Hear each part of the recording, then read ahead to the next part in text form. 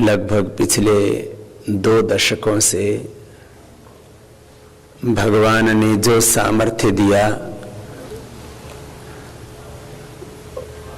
उस सामर्थ्य को हम सेवा में लगाते गए और आज भगवान के अनुग्रह करोड़ों भाई बहनों के सहयोग और आप सब कार्यकर्ताओं के अखंड पुरुषार्थ से दुनिया के ज्ञात इतिहास में इस छोटे से अल्प कालखंड में योग क्रांति, आयुर्वेद क्रांति, स्वदेशी क्रांति और व्यवस्था परिवर्तन की जो महाक्रांति हुई है, ऐसा दुनिया में कोई देखने को नहीं मिला। एक साथ चारों क्षेत्रों में एक बहुत बड़ा परिवर्तन घटित हुआ। मनस्थिति भी बदली, परिस्थितियां भी बदली। अब इन 4 क्रांतियों के बाद योग, आयुर्वेद, स्वदेशी और व्यवस्था परिवर्तन की इन 4 क्रांतियों के बाद अब पूरे देश में शिक्षा के क्षेत्र में एक बहुत बड़ी क्रांति पतंजलि पीठ के माध्यम से कर 7 लाख से ज्यादा गुरुकुल तोड़ दिए। षड्यंत्र के तहत ब्रिटिश सरकारों ने और मैकाले की एक ऐसी शिक्षा पद्धति जिसमें मात्र कुछ सूचनाएं, इंफॉर्मेशंस, कुछ थोड़ा बहुत तकनीकी प्रबंधकीय ज्ञान दिया गया और हम ऋषि पुत्रों को मात्र बस एक नौकर की तरह हम कैसे 10, 20, 50 हजार, लाख, 2 लाख रुपए कमाएं और उससे कुछ थोड़े संसाधन इकट्ठे हो जाएं और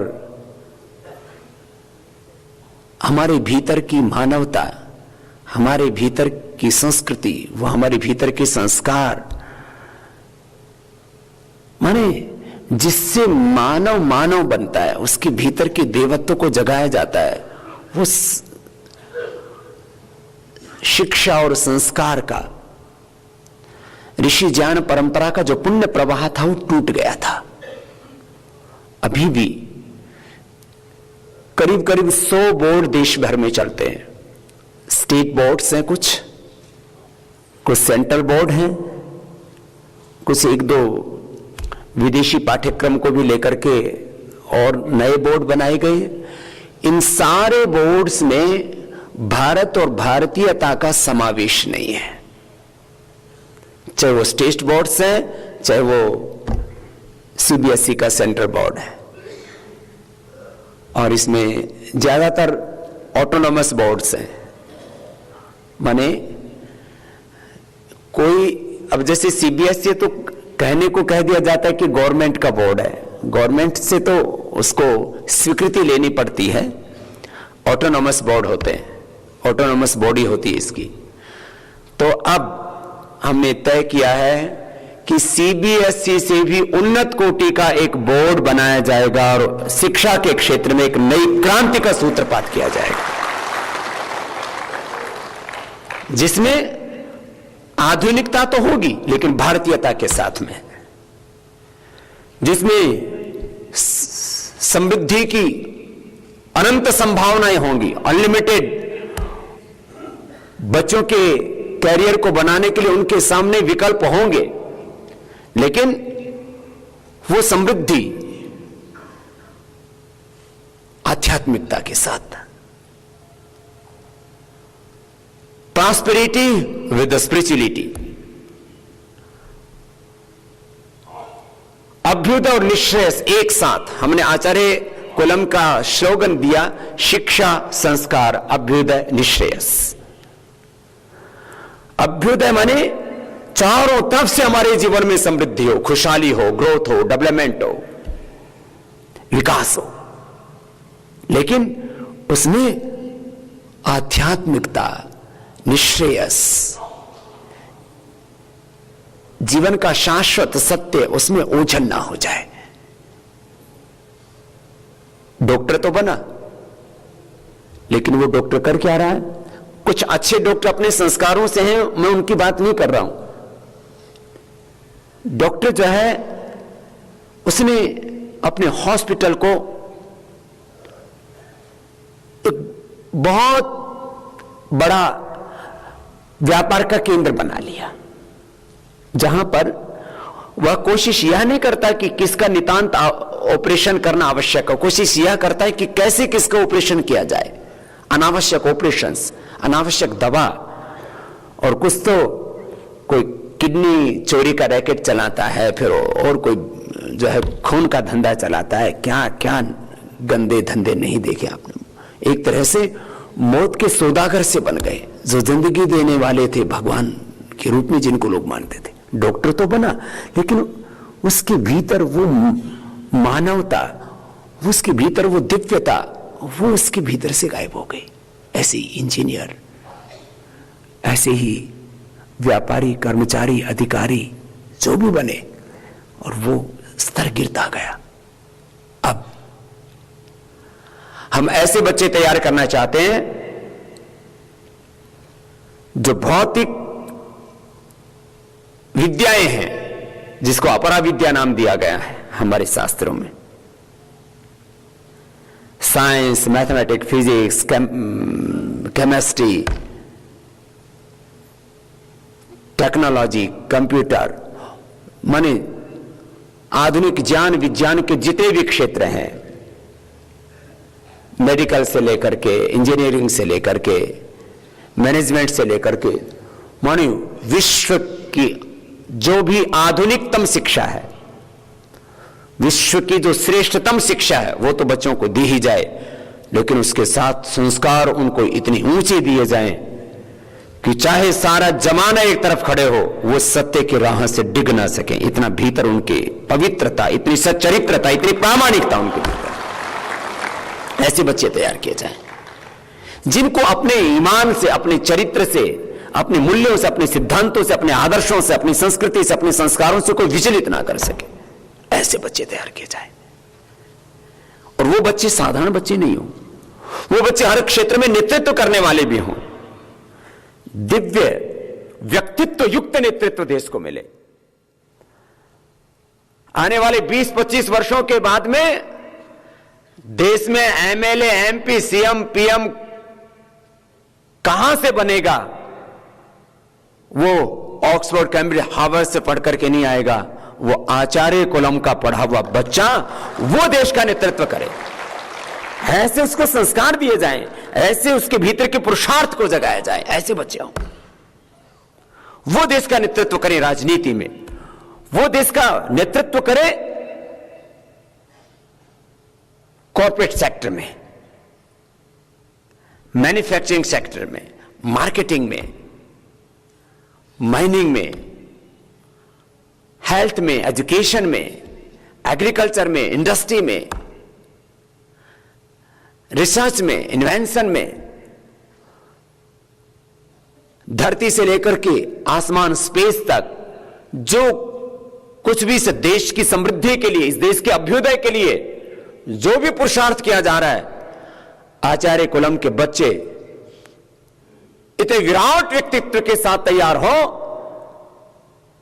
कि पता लगा कि एग्रीकल्चर में जो रिसर्च हो रहा है उसको लीड आचार्य कुलम का बच्चा कर रहा है, आचार्य कुलम का विद्यार्थी कर रहा है। कॉर्पोरेट सेक्टर में कोई लीड कर रहा है, इंडस्ट्री में कोई लीड कर रहा है, रिसर्च एंड डेवलपमेंट में कोई लीड कर रहा है, हेल्थ में, एजुकेशन में, हर सेक्टर में, सोशल साइड में भी आज सामाजिक कार्यकर्ताओं के नाम पर इस देश में लोगों को थोप दिया गया है।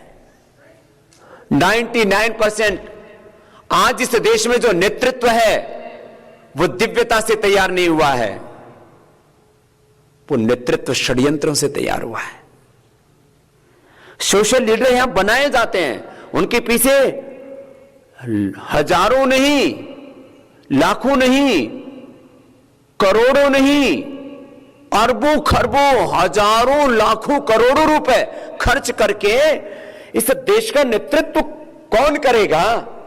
सोशल सेक्टर में कुछ लोगों को फंड दिए जाते हैं, फिर उनको विदेशी पुरस्कार दिए जाते हैं, देश में भी उनको पुरस्कार देने के लिए लॉबिंग की जाती है, विदेशों से उनको पुरस्कार देने के लिए लॉबिंग की जाती है।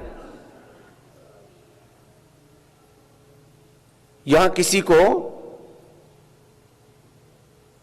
पद्मश्री, पद्म भूषण, पद्म विभूषण, फिर उसके आगे भी जितने पुरस्कार दिए जाते हैं कुछ अच्छे लोगों को दिए जाते हैं, बाकी उसके लिए लॉबिंग होती है। और लॉबिंग से पैसा देश से तो आता ही है, विदेशों से आता है। और फिर जो नोबेल पुरस्कार है, ये तो लॉबिंग का सबसे बड़ा अड्डा है। और फिर किस देश में हमको लॉबिंग कर करके और किस चीज को उभारना है, कौन से सेक्टर को तय कर लिया जाता है पहले से, कि टारगेट किया जाता है कि इस सेक्टर को हमें टारगेट करना है, इस कंट्री को हमें टारगेट करना है, इस बिजनेस को हमें टारगेट करना है। उसी तरह के लोगों को चयन करके नोबेल पुरस्कार दिए जाते हैं। लगभग 99% सेक्टर्स इस देश में, कृषि विशेषज्ञ कौन होगा, इसके लिए भी फंडिंग की जाती है। ये सारी चीजें बहुत बड़ा चक्रव्यूह है, लेकिन अब इन सारे चक्रव्यूहों को ध्वस्त करके दिव्य व्यक्तित्व युक्त नेतृत्व इस देश को मिले, उसकी तैयारी करनी पड़ेगी। और ये 2-4 सालों में नहीं होगा काम, 2-4 सालों में आधारशिला जरूर तैयार होगी, इसके लिए 10, 15, 20, 25 साल लगेंगे। लेकिन भगवान की कृपा है, हमारे सामने काम करने के लिए कम से कम अभी 50 वर्ष हैं, और 50 वर्ष में तो देश नहीं दुनिया को हम बदलेंगे, पवित्रता के साथ, निस्वार्थ भाव के साथ, भगवत्ता के साथ, दिव्यता के साथ, मूल्यों के साथ, आदर्शों के साथ, पूरी गरिमा के साथ, पूरी मर्यादा के साथ, मर्यादा का अतिक्रमण करके नहीं, मानवता का अतिक्रमण करके नहीं,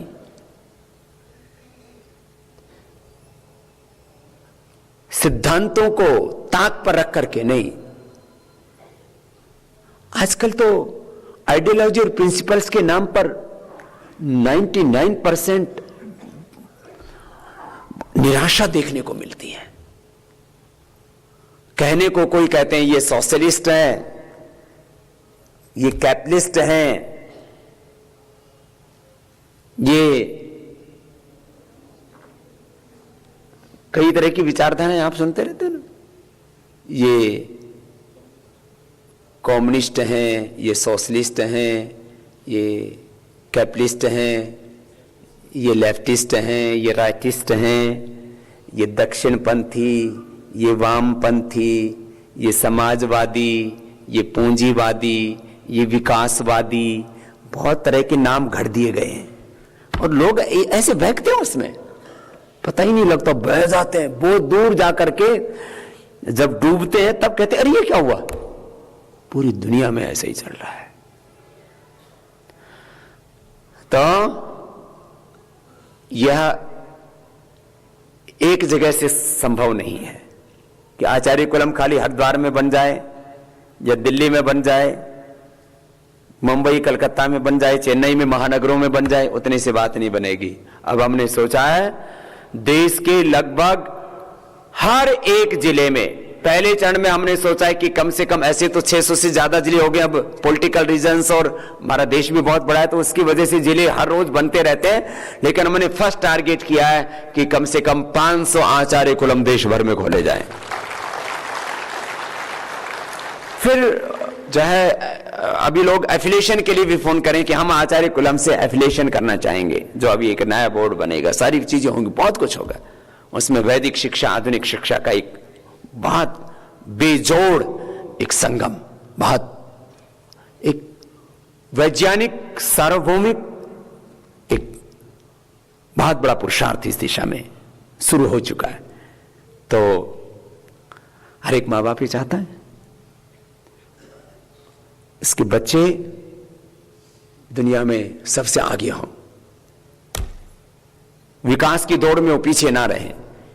ये जो विकास है, ये समृद्धि है, ग्रोथ है, डेवलपमेंट है, प्रॉस्पेरिटी है, माने जो है पूरी दुनिया को लीड कर सके हम। आचार्य कुलम का काम है ना, ये दुनिया को बदलने वाला काम है, देश नहीं दुनिया को बदलने वाला काम। और ये संघर्षों के दौरान ही खड़ा हुआ था। अब आपसे कह रहा हूं, आप इसकी प्रस्तावना सबने रख दी है, मैं इसके कुछ बिंदुओं पर जो है प्रकाश डालना चाहूंगा और इसको हम आगे लेकर के चलेंगे। अब आगे के बड़े प्रोजेक्टों में यही सबसे बड़ा प्रोजेक्ट। जैसे क्या होता है, कभी जब हम कोई कार्य कर रहे होते हैं ना, तो उसमें कुछ हमारी सर्वोच्च प्राथमिकताएं होती हैं। सर्वोच्च प्राथमिकताएं जब तक हम तय नहीं करते हैं, तो पहले जो है योग, आयुर्वेद, स्वदेशी व्यवस्था परिवर्तन, ये चारों पर एक साथ फोकस था और ये हमारी प्राथमिकताएं थी। लोग इसमें बहुत तरह के पूरी दुनिया के जो अपने आप को ये समझते हैं कि दुनिया वही चला रहे हैं, वो आकर के हमको सलाह भी देते थे, बाबा जी 1 पर फोकस करो, 2 पर फोकस करो, 3 पर करो, 4 पर करो। आंदोलन के दौरान भी हमसे इतने लोग बोले, बाबा जी देखो ये लोग आंदोलन में सफल हो गए, इनकी जय जयकार हो रही है, इन्होंने अपने आप को लोकपाल पर केवल फोकस किया। आपका काला धन भी, भ्रष्टाचार भी, व्यवस्था परिवर्तन भी, ऐसा थोड़ी ना होता है। आप जरा कुछ लोगों की सलाह सुनिए। अब वो कहां वो लोकपाल गया, कहां लोकपाल वाले गए। ये मैं इसलिए कर रहा हूं ना, तात्कालिक रूप से सफलता और विफलता से कभी भी व्यक्ति को या देखने में ना कोई चकाचौंध में कुछ चीजों में बहना नहीं चाहिए। थोड़ा गंभीरता से सोचो।